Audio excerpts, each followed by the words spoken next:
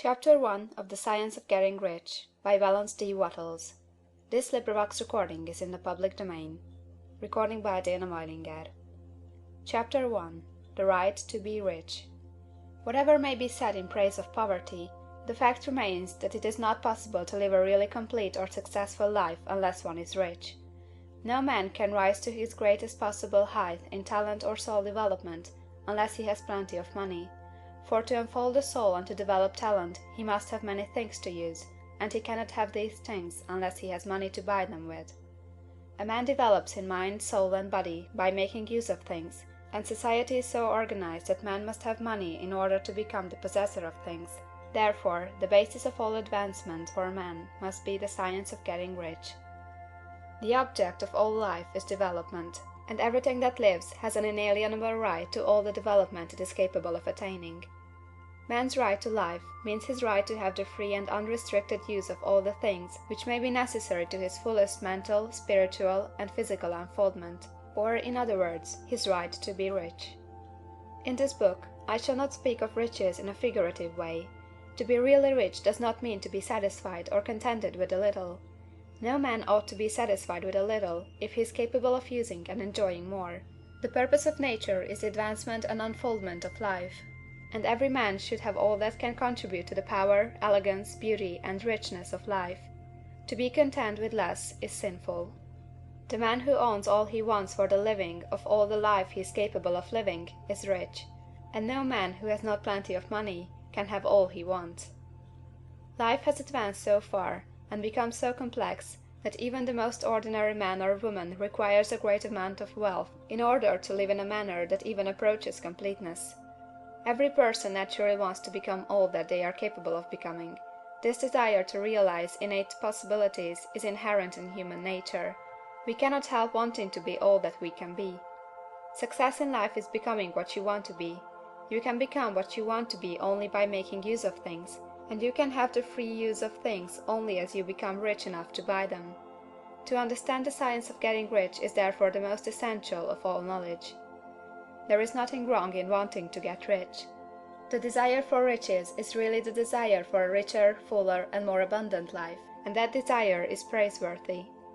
The man who does not desire to live more abundantly is abnormal, and so the man who does not desire to have money enough to buy all he wants is abnormal. There are three motives for which we live. We live for the body, we live for the mind, we live for the soul.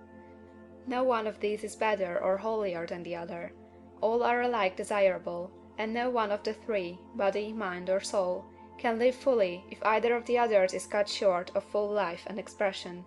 It is not right or noble to live only for the soul and deny mind or body, and it is wrong to live for the intellect and deny body or soul.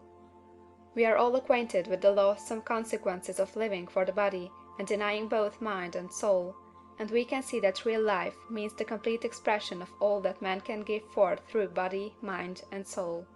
Whatever he can say, no man can be really happy or satisfied unless his body is living fully in every function, and unless the same is true for his mind and his soul.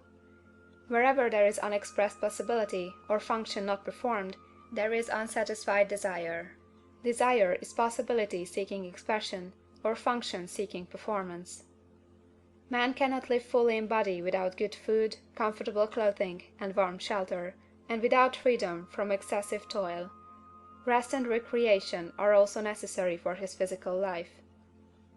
He cannot live fully in mind without books and time to study them, without opportunity to travel and observation, or without intellectual companionship.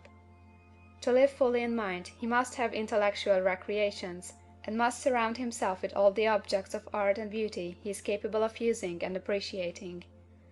To live fully in soul, man must have love, and love is denied expression by poverty. A man's highest happiness is found in the bestowal of benefits on those he loves. Love finds its most natural and spontaneous expression in giving. The man who has nothing to give cannot fill his place as a husband or father, as a citizen, or as a man. It is in the use of material things that a man finds full life for his body, develops his mind, and unfolds his soul. It is therefore for supreme importance to him that he should be rich.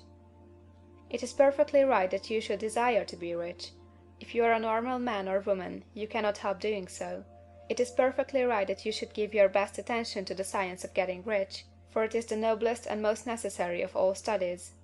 If you neglect this study, you are derelict in your duty to yourself, to God and humanity; for you can render to God and humanity no greater service than to make the most of yourself. CHAPTER 2.